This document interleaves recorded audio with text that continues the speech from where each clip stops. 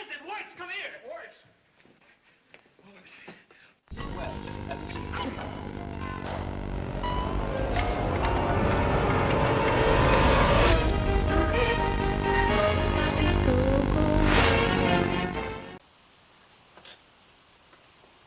Hello, and thank you so very much for tuning in.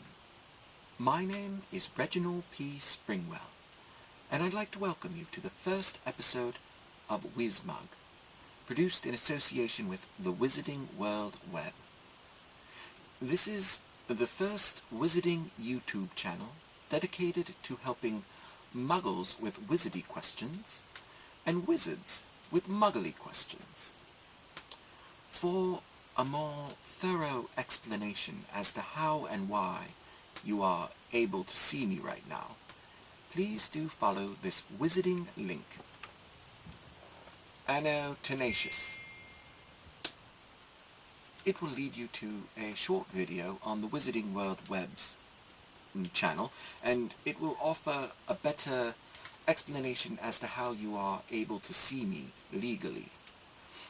But right now, we do have a show to get to, and I see we do have our first caller. This call is from a wizard. Her name is Joyce from Fresno, California.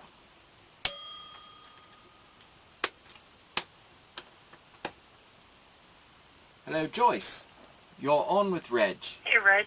What's your question? So, listen, I was just hoping you could clear something up for me. I will certainly try, yes. I heard this rumor that the Muggles landed a probe on a comet, and that just can't be true. Do you know anything about that? Actually, Joyce, yes, I do know something about that. It's absolutely true, and it's very exciting. The mission you are referring to was conducted by the European Space Agency, and it was the Rosetta mission. Actually, I was just reading, it's funny that you asked about that. I was just reading about it here. It's a fascinating story. Yes, the Rosetta mission, a 10-year mission, and they did just several weeks ago successfully land a probe called, the lander itself was called Philae, on a comet, Comet 67P, if I'm not mistaken. It has another name, but I can't pronounce it. But yes, in answer to your question, it is absolutely true. So you're saying it's true. I mean, there had to be wizards that helped them do that, right? No. Come on. No, I mean, certainly that Muggle magazine wouldn't state whether wizards were involved or not, but according to my other sources, and I have been following this story somewhat closely, there was no wizarding intervention in this case. This was exclusively a Muggle undertaking and a Muggle success, and bravo to them.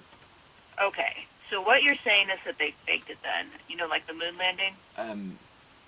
Well, first, that's not at all what I said. And secondly, oh, Joyce, no. You see, well, first, categorically, let me state that the moon landing actually did happen. It was a real occurrence. Your government, actually, NASA, did successfully land human beings on the moon. They were all Muggles, incidentally. However, at NASA, there was a type of wizarding intervention. In the mid-1960s, according to my sources, which are very reliable in this case, well, my sources are always reliable, there were two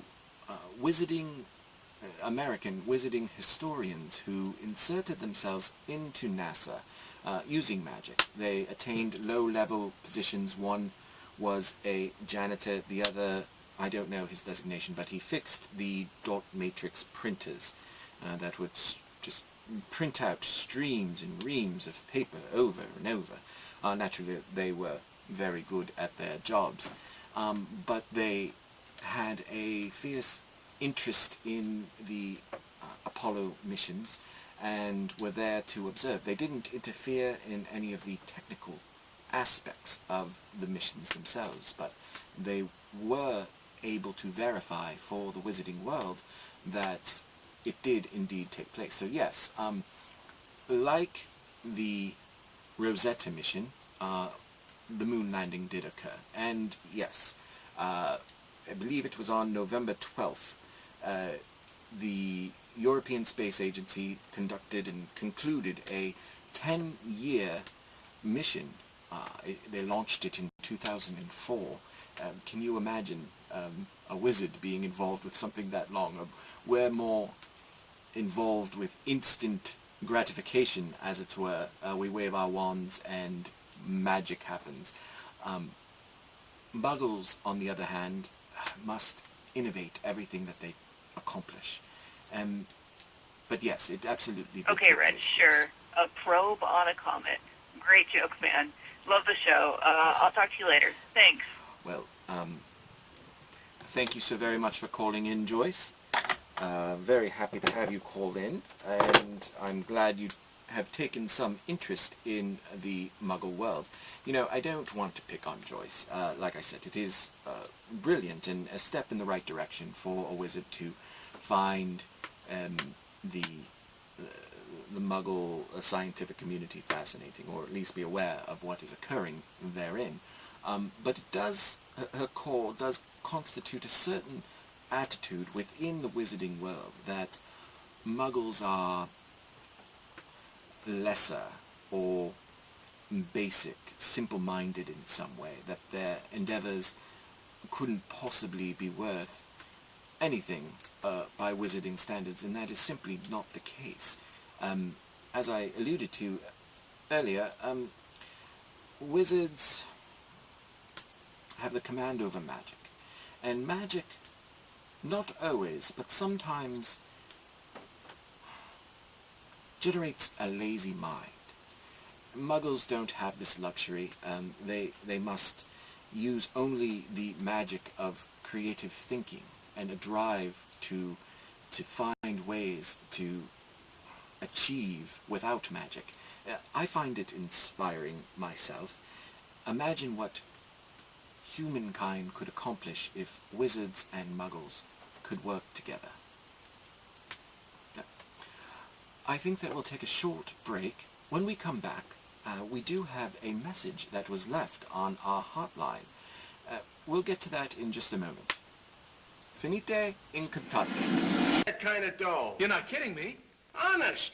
Well, that's funny. I wonder who could have sent it. I got a pretty good idea.